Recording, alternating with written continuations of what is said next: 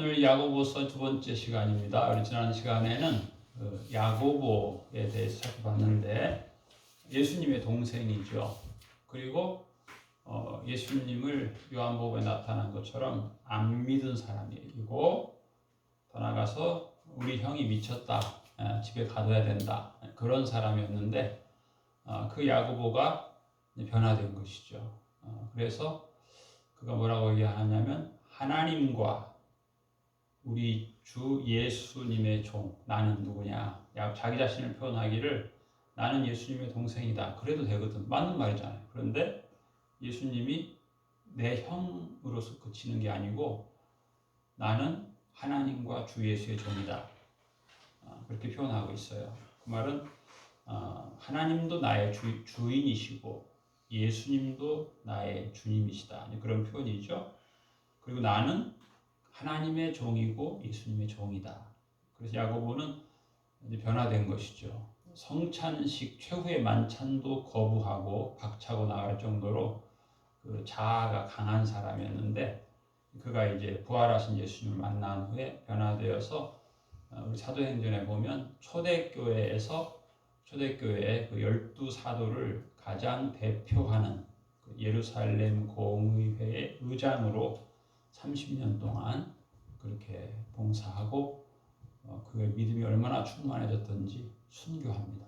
그래서 믿음의 최고봉은 순교적 신앙입니다. 야고보가 그렇게 최고의 신앙을 갖게 되고 이 짧은 야고보서를 통해서는 예수님께서 하신 말씀이 성경이 여러 개가 있는데 예수님이 하신 말씀이 가장 많이 나타난 성경이 야고보서입니다.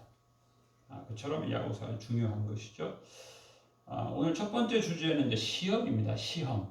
야고보가 문안 인사를 하고 제일 먼저 얘기하는 것은 인생들에게 시험이 있다. 그런 얘기를 지금 하고 있는 거예요. 그런데 이 시험을 단순히 시험으로만 받지 말고 시련, 단련의 의미로 받아들여라. 그런 얘기를 지금 하고 있는 거예요. 단련. 물론 이제 시험, 어떤 분은 그런 얘기도 합니다.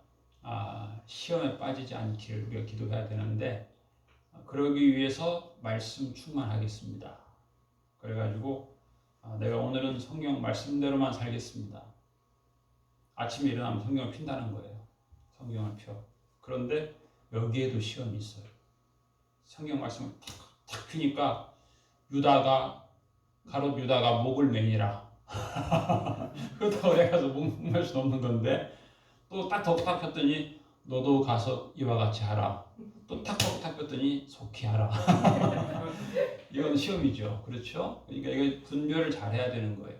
그 성경 말씀 한 절 가지고 사는 게 아니고 창세기부터 계시록까지 그 흐름을 알고 뜻을 알고 살아야 되는 것이죠. 그래서 오늘 성경에서 제일 먼저 하는 말씀은 물론 이제 시험이라고 하는 것은 대표적으로 사탄이 주는 시험이 있죠. 사탄이 주는 시험, 템프테이션, 유혹. 그런데 이 사탄이 주는 시험하고는 나는 관계가 없는 게 아니에요. 예를 들면 이제 어린 아이들은 사탕을 좋아하죠. 그 맛있는 과자, 그게 유혹이 되는 거예요. 제가 어렸을 때는 그 아침 식사를 하고 나면 여러분이 아시나 모르겠어요. 에비오제라고 하는 게 있어요. 그게 일종의 효소인데 맛있어요. 그래서 병원에서 어린아이들 약을 비워줄 때 소화 잘 되라고 주는 거예요. 효소. 옛날에 그걸 원기소라고 했어요. 원기소라고 했어요. 아침 먹고 나면 어머니가 그걸 쭈르니 다 세워놓고 7개씩 먹으라고 줬어요. 소화 잘 시키라 그 말이죠.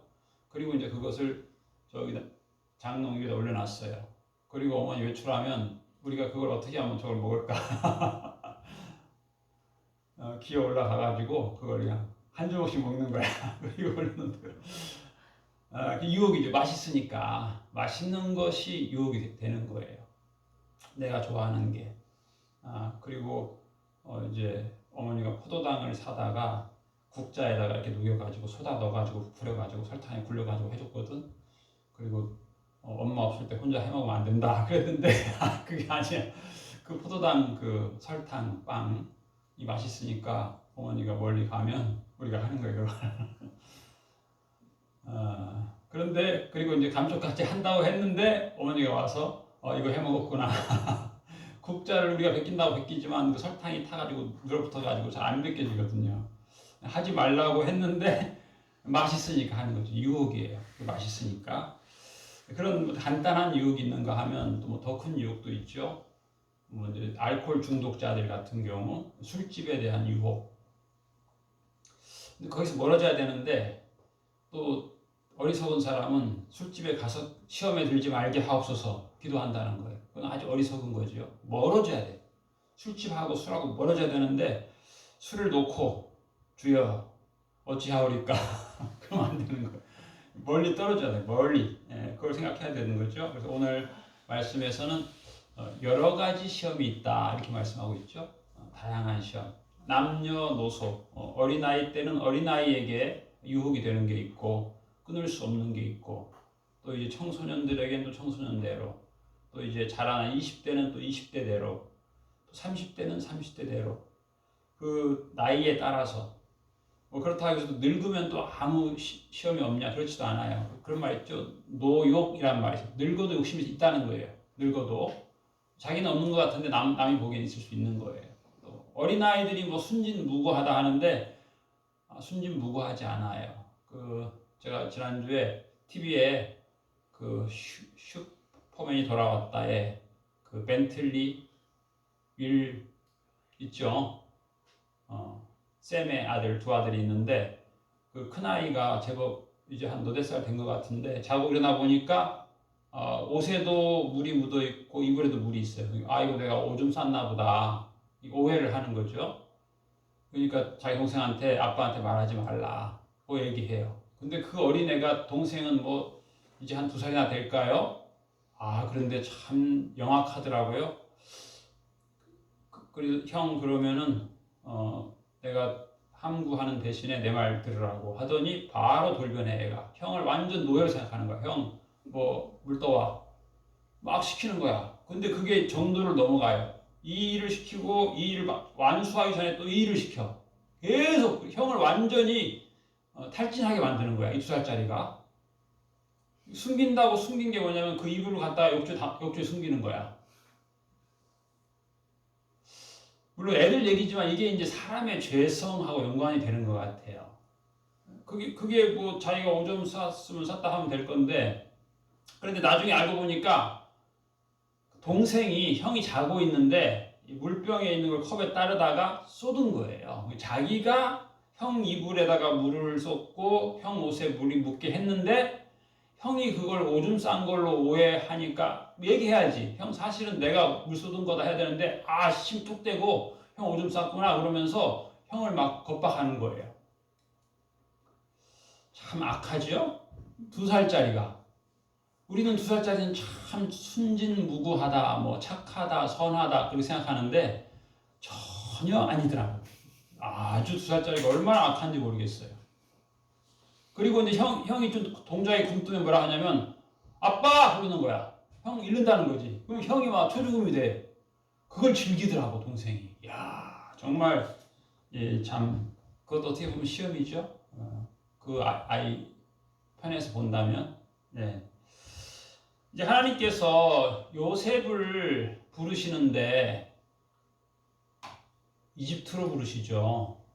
근데 요셉 입장에서는 그거 참 시험이죠. 아니 짓지도 않은 죄를 형들이 자기는 죄 안 지었는데 형들이 자기를 미워해서 어쨌든 노예로 팔리게 하고 이집트 보디발 집에서도 자기가 짓지 않은 정반대죠. 자기는 보디발의 아내의 유혹을 뿌리친 의로운 결단을 한 사람인데 아주 그걸 뒤집어 씌워가지고 감옥에서 오랫동안 있게 한 거. 어떻게 보면 시험이에요. 긍정적으로 보면 시련이에요. 연단이에요. 그런데 우리가 볼 때는 본인은 참 고달퍼요. 근데 우리가 볼 때는 그게 필요한 거예요. 왜냐하면 우리나라 이같이 이렇게 조그만한 나라를 대통령이 통치하려고 하는데도 쉽지 않잖아요. 얼마나 다양한 비판들이 있어요. 그런데 당대 아프리카 최고 제국 이집트를 이 30살밖에 안 된 요셉이 통치하려면 연단을 많이 받아야 되는 거예요. 연단. 훈련을 많이 받아야 되는 거예요. 근데 최고의 훈련은 감옥밖에 없어요. 감옥에는 정치의 거목들이 다 들어오잖아요. 정치에. 우리나라도 보니까 하여튼 뭐 옛날에 그 유명한 추사 김정희가 그 정권을 잠깐 놓치니까 바로 제주도로 18년 유배를 보냈더라고요. 그건 아주 약과고 다른 사람들은 유배 보내고 그 다음에 몇 년 있다가 사약 보내고 그랬더라고. 그게 이제 오직 했으면 그 사람들이 다 과거 급제한 사람들인데 유언이 그거예요. 절대로 과거 시험 보지 마라. 과거 시험 봐서 장관 됐다가 낙마하면 정권 뒤바뀌면 다 감옥이야. 그리고 사약이야. 참 어려운 거죠. 우리가 오늘 부른 찬송 보면은 태산을 넘어 험곡에 가도 그런 말이 있어요. 제가 이 찬송은 특별히 오늘 고른 데 생각나는 게 뭐냐면 제가 훈련소에 있을 때 4개월 동안 훈련 받을 때 한 달 동안 있어 보니까 그 훈련 대장이 집회를 안 가더라고. 집회를 안 가. 물론 나이가 뭐 있죠, 그 사람은. 그래서 이제 한 번은 이제 야영에서 우리 훈련을 길게 하잖아요. 200km 행군을 하고 야영에서 밥 먹고 제가 이제 전도를 하려고 이분이 아주 매의 눈이에요. 얼마나 무섭게 하는지 몰라. 나름 떨리는데 내가 다가가서 아이고 훈련 대장님 얼마나 노고가 많으십니까? 집에도 못 가시고 그랬더니 이분이 마음이 부드러워지더라고. 그래서 제가 언제 교회 다녀본 경험이 있으시냐고 물어봤더니 자기 사관학교 생도 때 교회 간 적이 있다고. 뭐 생각나는 성경 말씀이나 찬송이 있냐고 물어보니까 그 얘기 하더라고. 태산을 넘어 험곡에 가도. 사관학교에서 너무 힘들었는데 그 찬송을 부르는데 눈물이 나더라는 거야. 태산을 넘어. 너무 힘드니까. 물론 이제 저는 4개월 훈련 받았지만 그래도 나름 힘들죠. 그런데 그 사관학교 학생들한테는 굉장히 더 가혹하게 해요. 밥 먹을 때 이렇게 조금만 고개 숙이면 발로 의자를 팍 차버리더라고. 똑바로 밥 먹으라고. 각도 잡아서 먹으라고. 네, 그러니까 얼마나 힘들겠어요. 그러면서 제가 이 기억이 나요. 그때 너무 힘들었는데 이 찬송을 부르면서 자기가 감동받은 적이 있다고. 물론 그 후에는 교회를 안 다녔지만 전도한 적이 있어요. 캄캄한 밤에 다닐 때 주께서 나의 밝은 빛이 되시니 길 잃어버릴 염려가 없네. 할렐루야를 힘차게 불러 날마다 빛에 걸어가리. 우리가 찬송 방금 했는데 이게 중요해요. 인생을 살아가는데 뭐 요즘에 고등학생이 대학교 시험만 봐도 여러 번 떨어집니다. 여러분 잘 몰라서 그렇지 6월 달부터 원서를 내기도 하고 그러잖아요. 뭐 수시 넣고 뭐 또 정시 넣고 또 뭐 다양한 그런 이 실패들을 경험하거든요. 또 뭐 취직시험도 마찬가지고 요즘 뭐 무슨 자격증을 따는 것도 마찬가지고 다 나름 험한 계곡을 경험하는 거예요. 태산을 넘어 험곡에 가고 또 때로는 캄캄함을 느끼기도 하고 그런데 주께서 나의 밝은 빛이 된다. 이게 중요한 거예요. 예수님이 빛이다. 그것이 빛이 아니에요. 뭐 대학에 합격한다, 뭐 취직한다. 이게 빛이 아니에요. 예수님이 나의 밝은 빛이다. 이게 중요한 거예요. 하나님께서 아브라함에게 내 사랑하는 독자 이삭을 제물로 바쳐라. 이것도 시험이죠. 그렇죠? 그런데 사탄이 하는 시험은 그 사람을 망하게 하는 거예요. 유혹에 빠뜨리는 거죠. 뭐 술 중독에 빠뜨린다던가 이렇게 해서 그 사람의 인생을 망치는 게 사탄의 시험인데 하나님의 시험은 좀 다르죠. 하나님이 아브라함으로 하여금 망하게 하려고 그러는 게 아니라 테스트를 하는 거예요. 하나님을 더 사랑하는지 육신의 아들을 더 사랑하는지 테스트하는 거죠. 그래서 칭찬하는 거예요. 야, 너 참 훌륭하다. 칭찬하고 내가 너에게 이러한 어마어마한 복을 예비했는데 네가 거기에 합당하다. 너는 복의 근원이다. 너 인생은 복이다. 너는 복이 되라. 블레싱, 축복이 되라. 그렇게 말씀하시죠. 이것이 무슨 뜻이냐면 이제 단련의 뜻이 단련. 그렇잖아요. 예를 들면 이제 우리가 중학생, 고등학생 시험 보는데 시험을 봐야지. 애들 시험 공부하기 힘들다고 3년에 한 번만 보면 그게 되겠어요? 과정이 있어서 그걸 시험을 보면서 아 내가 이 부분이 약하구나 보강해야 되겠다 이게 필요하죠. 시험 필요합니다.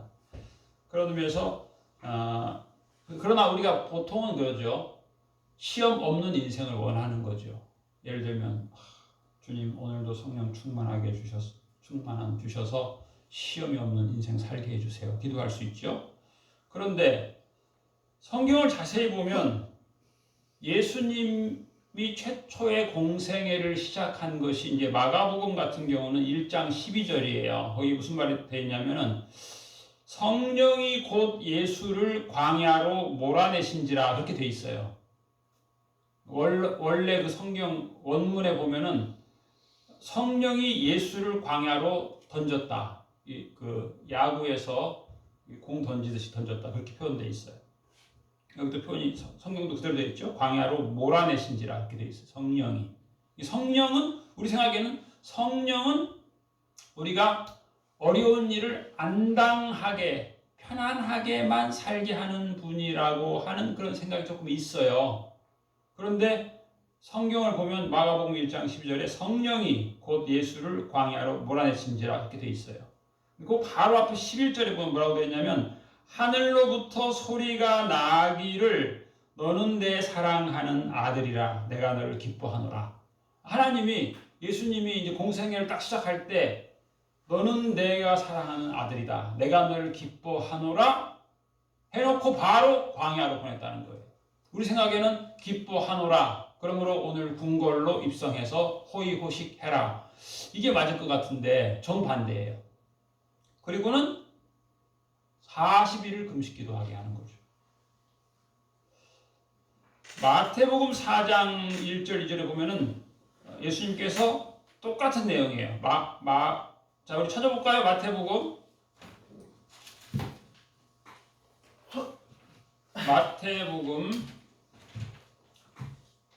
4장 1절 바로 직전에 보면은 3장 17절 말씀 우리 다 같이 보겠습니다. 마태복음 4장 1절 바로 직전에 3장 17절 시작. 하늘로부터 소리가 있어 말씀하시되 이는 내 사랑하는 아들이요 내 기뻐하는 자라 하시니라. 그때에 예수께서 성령에게 이끌려 마귀에게 시험을 받으러 광야로 가사. 아니 성령님이 편안한 곳으로 인도할 줄 알았더니 성령님이 딱 마귀한테 보내버렸어. 마귀한테. 시험을 받으러 광야로 가사 40일을 밤낮으로 금식했어요. 보통 그 이슬람 그 사람들은 금식을 하되 밤에는 먹어요. 이슬람 있잖아요, 사람들. 근데 예수님은 밤낮. 밤에도 안 드시고 낮에도 안 드신 거예요. 금식하신 후에 줄이신지라 이제 핍절하게 된 거예요. 이때 시험하는 자가 예수께 나와서 이르되 내가 만일 하나님의 아들이거든 명하여 이 돌들로 떡덩이가 되게 하라.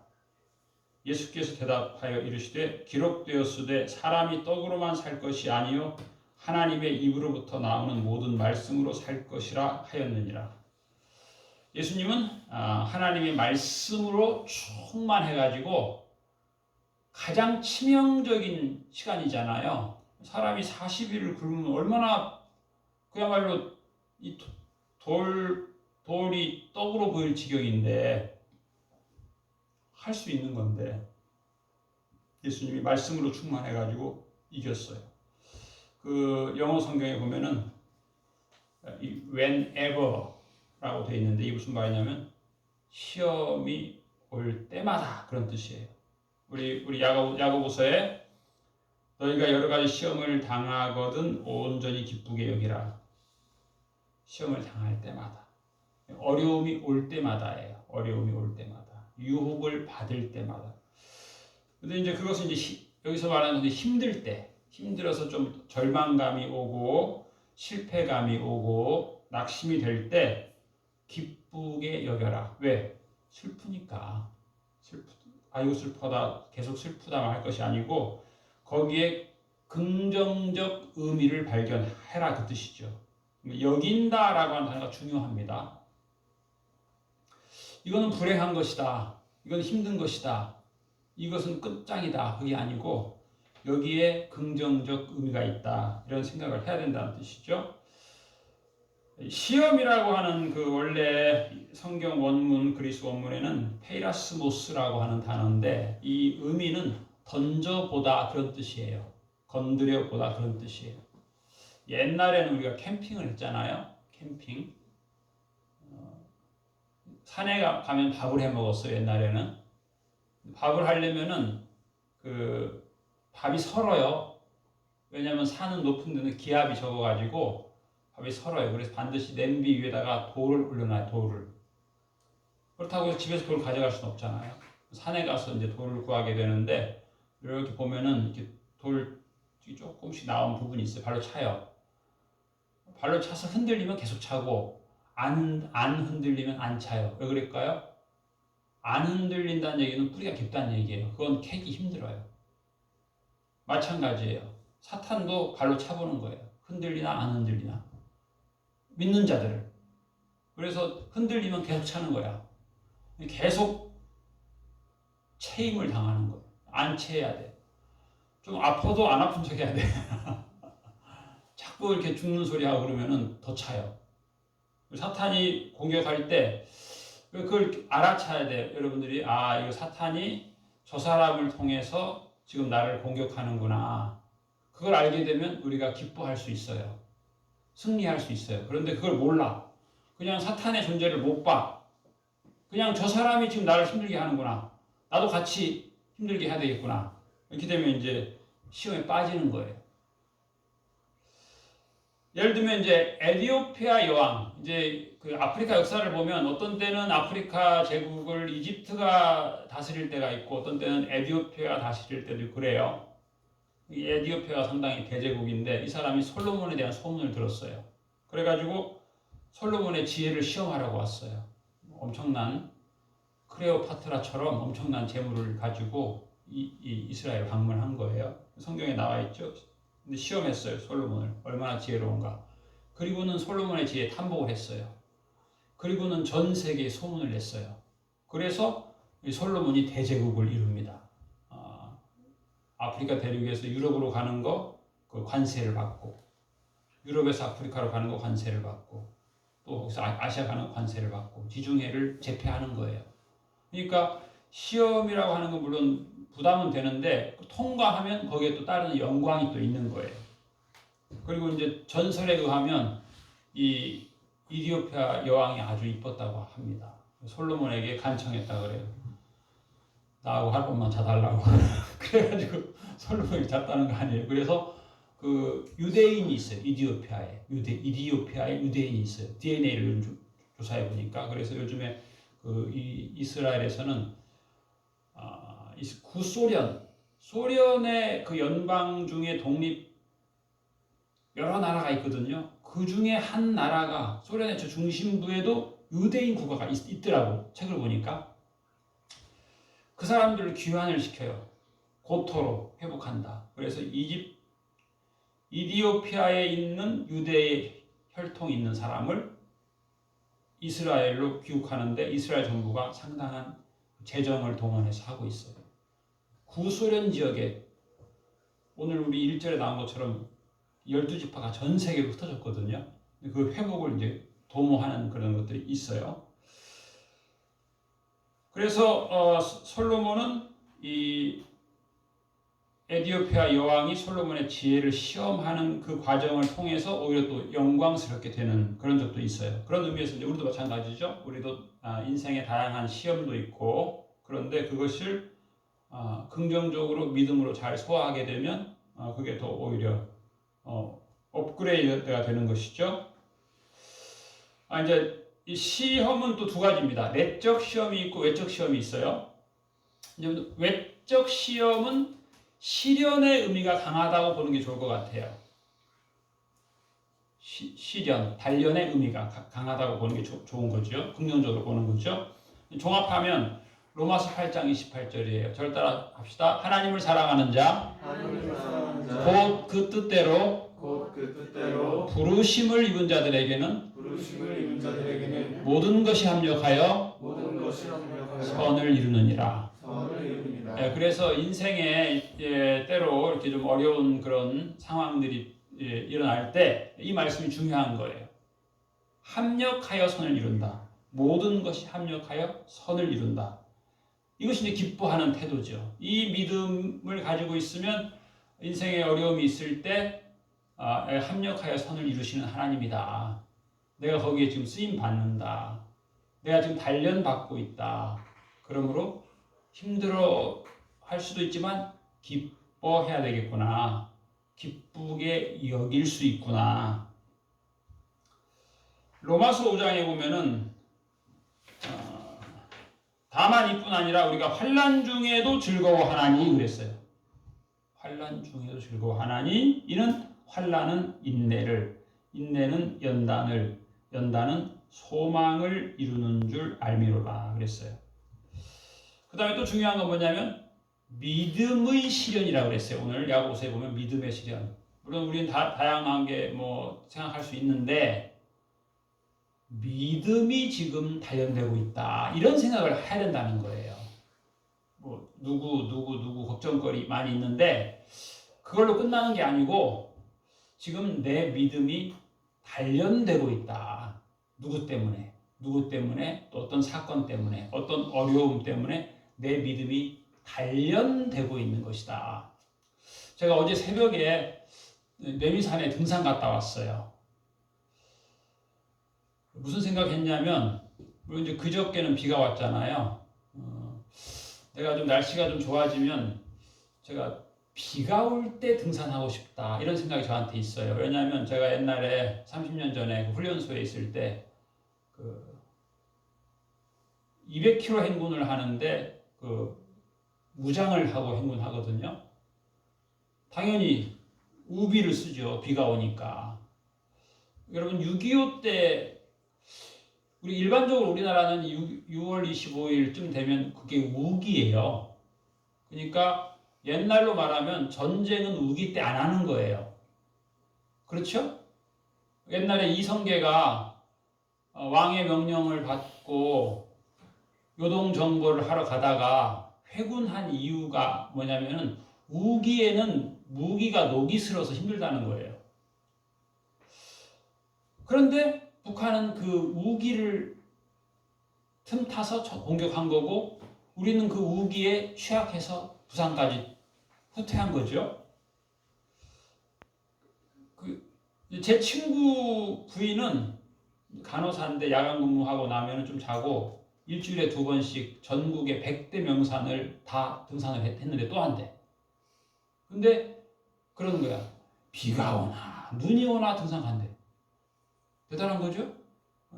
그래서 나도 한번 해봐야 되겠다. 비가 오나 눈이 오나 등산 한번 해봐야 되겠다. 그게 왜? 단련이죠. 단련. 우리가 이제 간혹 가다가 이제 근육통이 생기는 이유 중에 하나가 평소에 많이 안 쓰던 것을 갑자기 많이 썼을 때 그러거든요. 단련이에요, 단련. 오늘 성경 말씀에 보면 그런 말이 있어요. 믿음의 시련이 인내를 만들어내는 줄 알라. 거기 보면 이제 알미라라고 하는 말, 이번 지식을 습득하는 것이고 또 체험하는 거예요.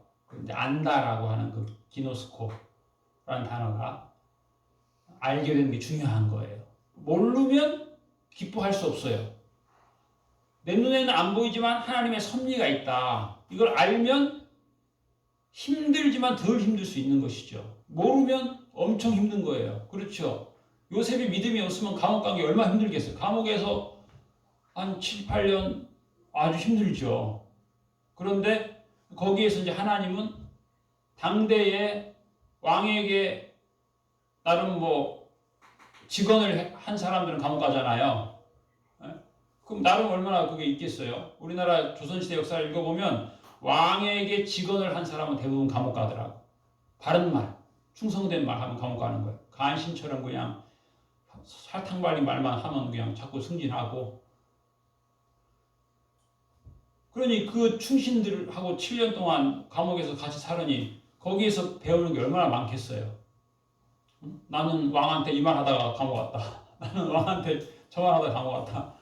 그게 아주 엑기스잖아요. 하나님이 그 최고의 선생들을 붙여가지고 요셉이 그 정치적 감각, 경륜, 지식을 얻게 하나님은 하시는데 그걸 모르면, 하나님의 손길을 모르면 얼마나 힘들겠어요. 하나님의 손길을 보면 얼마나 기쁘겠어요. 야, 내가 공짜로 오늘도 이 정치 과외 수업을 공짜밥 먹으면서 받는구나. 할렐루야. 태산을 넘어 천국에 가도 할렐루야를 힘차게 노래하리. 이 마음의 자세가 중요한 것이죠. 그런데 오늘 말씀해 보면은 야고보서에 믿음의 단련이라, 믿음의 단련. 세상의 풍파는 뭐예요? 믿음을 단련하는 거예요. 믿음을. 인내를 온전히 이루라 그랬어요. 온전이라고 하는 말은 영어로 퍼펙트라고 하는 뜻이에요. 또 구비하다. 이것은 이제 완전해지다라는 뜻인데 그 전투 용어예요. 전투 용어. 전투 용어 중에 다양한 것들이 있는데 뭐 해군 같으면 구축함이라고 하는 게 있어요. 요즘에는 그걸 이제 이지스함이라고 하는데 그 이지스함은 그 1000km 밖에 있는 미사일을 캐치해가지고 여기서 미사일을 쏴가지고 깨트리는 능력이 있는 거예요. 대단한 거죠? 1000km면은 부산에서 백두산에서 쏜 미사일을 레이더로 감지할 정도니까 아주 대단한 능력이죠. 그 이지스함. 뭐 이런 것들은 보통 이제 10,000톤이 안 돼요. 우리나라는. 다른 나라들은 보통 8만 톤 그래요. 항공모함이 다른 나라. 우리나라는 항공모함이 없는데 다른 나라는 항공모함이 다 있죠. 자체에서 모든 게 가능해요. 보통 항공모함이 비행기를 약 40대를 싣고 다니는 건데 지금 아직 우리나라는 없는데 이 구비가 그런 의미예요. 구비가. 그래서 제가 군대 훈련을 할 때 초창기에는 단독군장이에요. 총하고 물통 메고 단도 메고 그렇게 했는데 이제 마지막 한 달째 되면 완전 군장이에요. 완전 군장은 이게 등에다가 20kg를 메는 거예요. 내가 오늘 밤에 잘 텐트를 메요. 텐트만 메는 게 아니죠. 뭐 깔개, 담요, 이불 다 메는 거야.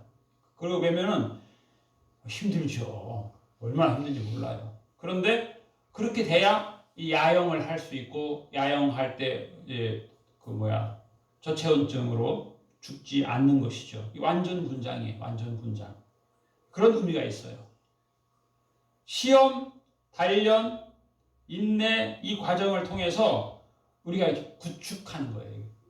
구비, 이퀴프먼트, 무장하는 거예요. 무장. 제가 며칠 전에 TV를 봤는데 그 유명한 농구 천재 허재 감독의 두 아들이 이제 TV에 나와서 하는 거예요. 뭉치면 쏜다라고 하는 프로인데 이제 20개의 주요 포지션에서 번호가 있는데 거기서 총을 100초 안에 이 20개 난 코스에서 숏 꼬링을 넣으라는 거예요. 야, 근데 이 두 아들이 웅이하고 훈인가 하는 애 100초 동안에 그걸 다 넣더라고. 난 코스. 골대가 여기 있으면 이 사이드에서 넣는 거예요. 사이드. 계속 옮기면서. 마지막은 저 중간 하프라인에서 쏘는데 야, 훈련을 많이 했구나. 그런 느낌이 들더라고. 훈련을 얼마나 했으면 그 난 코스에서 슛 꼬링을 넣는 거예요. 그리고 저 하프라인에서 이거 쉽지 않거든요. 하프라인에서도 가기도 쉽지 않은데 나름 힘들어하면서 100초 안에 그 20개의 포인트에서 다 꼬링을 넣는 걸 보면서 야, 훈련이 참 잘 됐구나. 훈련. 또 훈련 나름 그러더라고. 아유 힘들어 하면서도 하더라고. 훈련이 잘 안 돼 있으면 어떻게 돼 있어요? 근육이 약하니까 못하죠. 중장거리 슛 못하죠. 훈련이 돼 있으니까. 그래서 이 인내, 시험, 연단 이것을 기뻐하는 것 이걸 통해서 알게 되는 거예요. 하나님 나의 믿음을 지금 단련하고 있구나. 이걸 알게 되면 잘하게 된다는 거예요.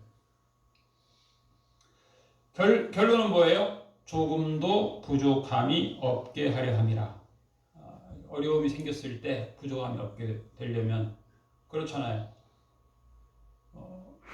우리가 등산하는 것도 나름 땀나고 힘든데 여기다 20kg를 메면 얼마나 더 힘들겠어요. 그런데 그게 되면 근육이 강화가 되는 거죠. 강화가 돼서 밤길에도 걸을 수 있고 빗길에도 걸을 수 있고. 그 옛날에 우리 아들이 사촌 동생들하고 놀아줄 때 애들이 그걸 좋아하더라고. 한 사람 엎어지면 그 위에 덮치는 걸 좋아해.